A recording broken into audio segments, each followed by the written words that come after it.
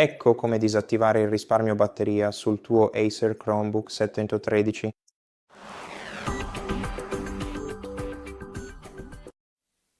Per disattivare il risparmio energetico della batteria sul tuo laptop, puoi semplicemente collegare il cavo di alimentazione, poiché il tuo laptop non può utilizzare il risparmio energetico mentre è in carica.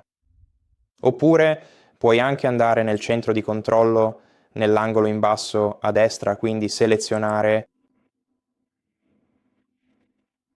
il livello batteria e qui puoi facilmente disattivare il risparmio energetico della batteria semplicemente spegnendolo. E questo è tutto. Grazie per aver guardato questo video. Se ti è stato utile, considera di iscriverti al nostro canale, lasciaci un like e un commento qui sotto e ci vediamo al prossimo video.